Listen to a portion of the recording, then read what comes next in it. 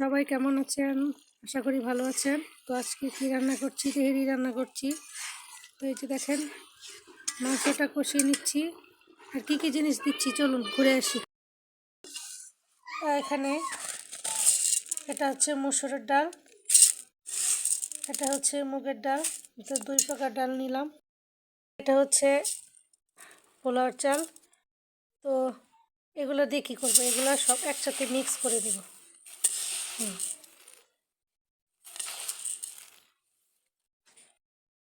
এই যে দেখছেন, আজকে তেহেরি রান্না, বাচ্চাদের প্রিয় তেহেরি রান্না।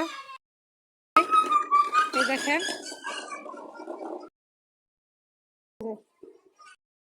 কিছু মটরশুঁটি নিলাম। মটরশুঁটি দিলে কিন্তু পোলাও, বিরিয়ানি বা চিকেন রান্না দিলে একটা সুঘ্রাণ আসে। তো আজকে লং ভিডিও অবশ্যই দেখবেন।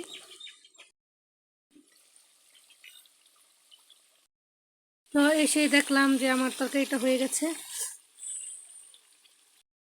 কিন্তু আমি এখান থেকে অনুভব করতে পারছি খুবই সুন্দর একটা সুঘ্রাণ আসছে।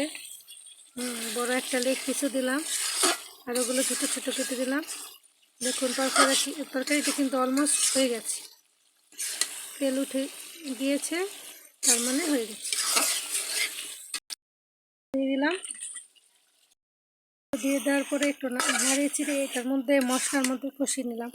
অনেকে আবার ফুটন্ত পানির মধ্যে দিয়ে দেয়, কিন্তু ওটা কিন্তু চালের মধ্যে এটা যে মশলা ফ্লেভার সেটা আসে না।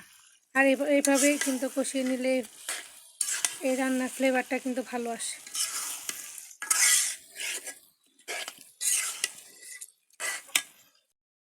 দিয়ে দেবো, এটা অনেকে চেনে, এটা হচ্ছে ডালডা। এটা দিলে কিন্তু দারুণ একটা ফ্লেভার আসে। এটা দিয়ে দিলাম,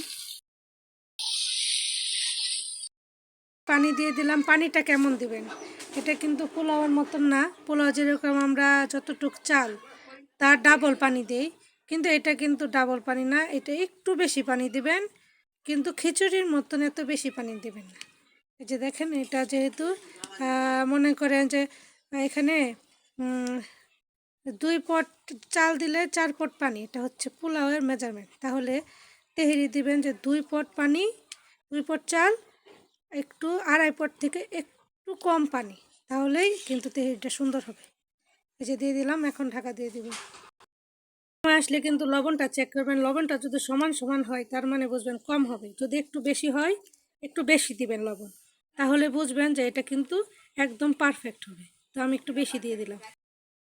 এভাবে ফুটে উঠলে এভাবে নাড়াচাড়া দিবেন, বেশি বেশি নাড়াচাড়া দিবেন, কারণ এর মধ্যে কিন্তু চালগুলো দলা পাকিয়ে যায়। যে দেখেন, দলা পাকায়নি আমারটা, এটা কিন্তু ঝরঝরা হবে। যখন আর একটু কমে আসবে তখন একদম ঢাকা দিবেন, এবং এই যে হাই হিটের ফ্লেমটা বা আমার যে চুলার আঁচটা কমিয়ে দিবেন, তাহলে এটা ধীরে ধীরে ফুটে যাবে।